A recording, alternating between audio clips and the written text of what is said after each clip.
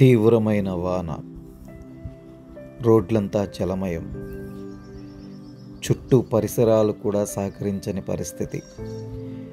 రెక్కాడితే కానీ డొక్కాడనటువంటి స్థితిలో ఉన్నటువంటి అనేక మంది దాదాపుగా 2 రోజుల నుంచి పని లేక ఇంటిలో వాళ్ళందరూ కూడా ఇబ్బంది పడుతున్నటువంటి పురిటిపాళెం, రోటరీ నగర్, పోటుపాళెం వంటి ప్రాంతాలలోని నిరాశ్రయులందరికీ కూడా శ్రీ సీతమ్మ నారాయణ సేవా కార్యక్రమంలో భాగంగా శ్రీ శ్రీ శ్రీ విజయదుర్గ పీఠాధిపతుల వారి ఆశీస్సులతో ఇవాల్టి రోజు ఈ అన్నప్రసాద వితరణ కార్యక్రమాన్ని నిర్వహించడం జరిగింది.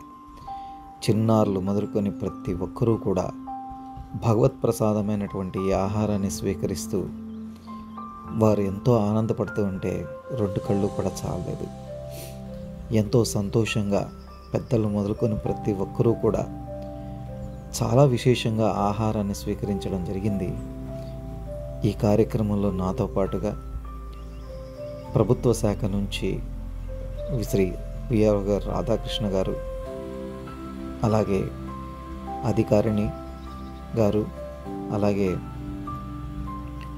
నా మిత్రులైనటువంటి విశ్వనాథ్ గారు, వినోద్ గారు, అలాగే భాషాబాయ్, సర్దార్, తమ్ముడు కిషోర్, అనేక మంది ఈ కార్యక్రమంలో భాగస్వాములవుతూ అందరికీ కూడా ఈ విశేషమైనటువంటి అన్నప్రసాదాన్ని అందించడం జరిగింది.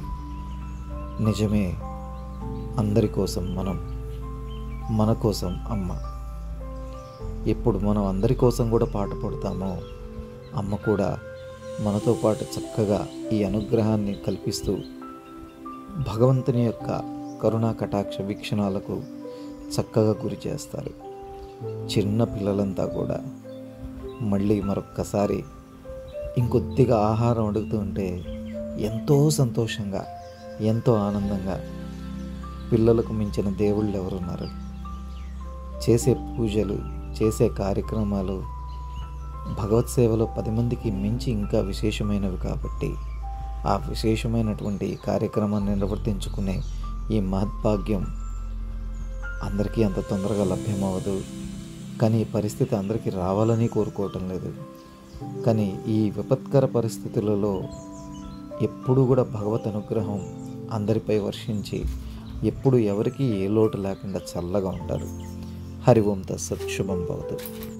మొత్తంగా 400 మందికి పైగా ఇవాల్టి రోజు ఆ ఆహారాన్ని పెట్టగలిగేటటువంటి చక్కటి అవకాశం దొరికినందుకు, అమ్మవారికి ఈ సేవని కల్పించినందుకు మనసావాచ కర్మన అమ్మవారి యొక్క దివ్య పాదాలకు పాద నమస్కారం చేసుకుంటూ హరి ఓం తత్సత్. శుభం భవతు.